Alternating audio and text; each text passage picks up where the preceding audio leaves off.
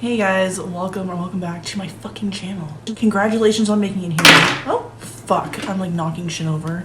Brilliant.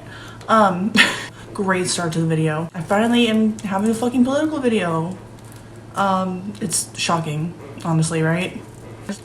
I just wanted it to be known, like, I'm not a fan of corruption. That's kind of not cool, especially if you're in like fucking Congress. To be corrupt as fuck. So my point being is a lot of people are really mad at Madison Cawthorn this week.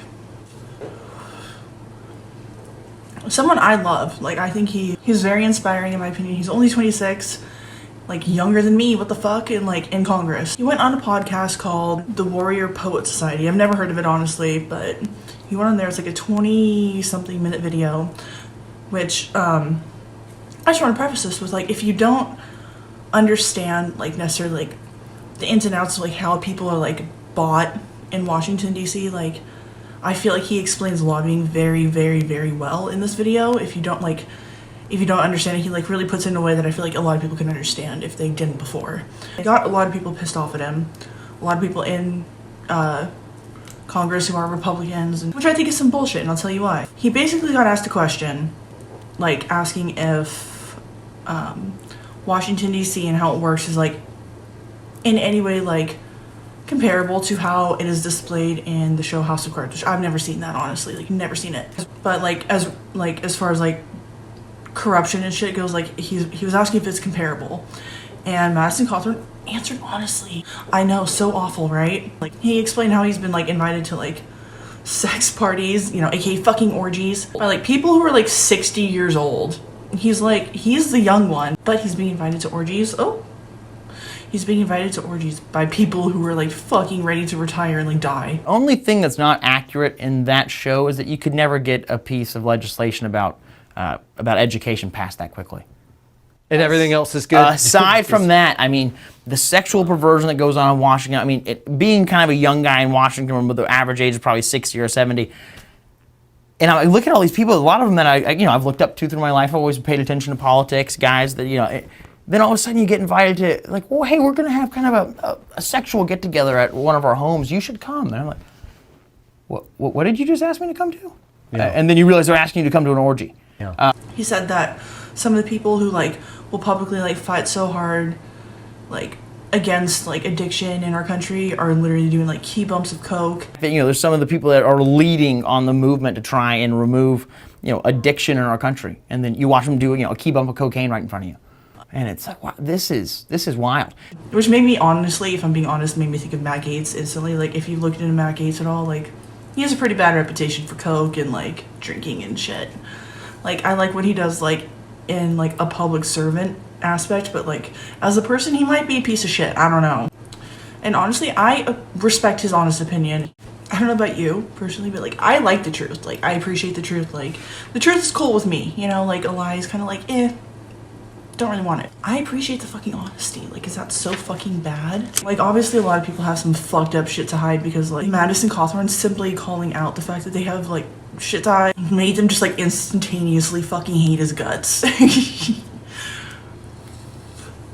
Right before we announced that we were going to add about 700,000 electric vehicles to our federal fleet, I noticed, because if you go to, I think it's ceowatchlist.org, you can see the trades that publicly traded companies, CEOs, and anybody in the C-suite are making, or what all trades members of Congress are making. And so we all kind of monitor that just to see what's going on. And I noticed a lot of people in the majority party were buying stocks that had to do with some kind of battery, some kind of technology for electric vehicles. And then wouldn't you know it, about a month or two later, it was then announced we're adding 700,000 electric vehicles to the fleet, and then all those stock prices just jumped. And honestly, people like Trey Gowdy just need to shut the fuck up. Like, you're old, you're out of touch.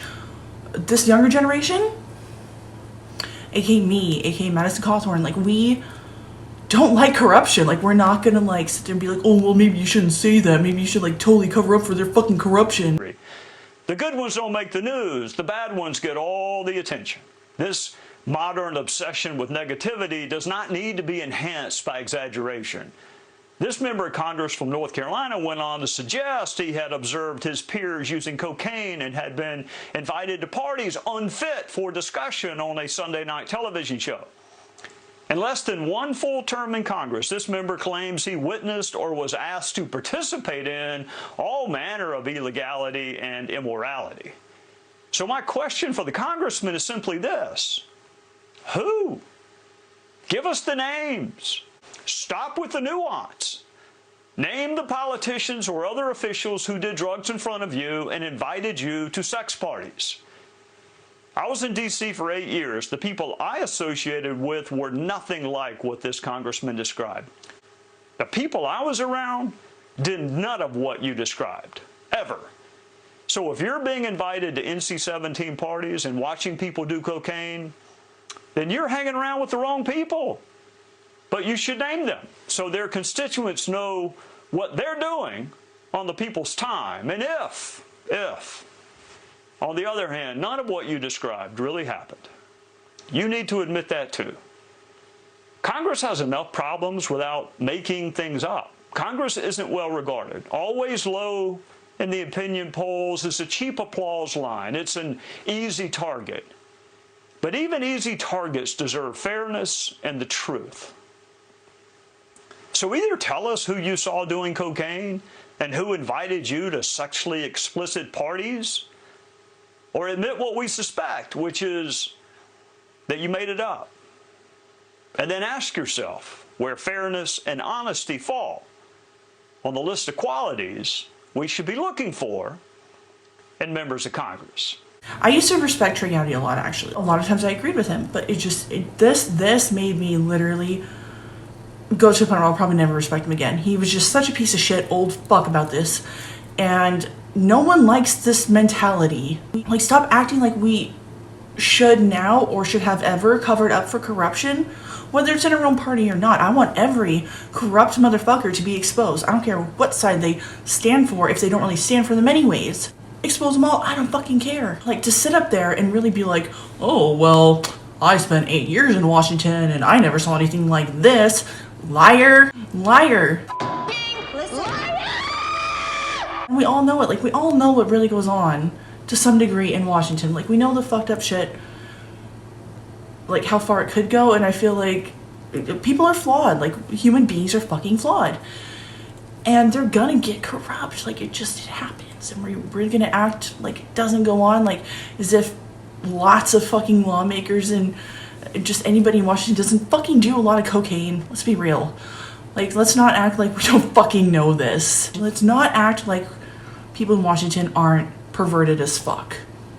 Look at some of the things they let just slide, or the laws they'll pass, or like where they sneak in shit that's just not ethical.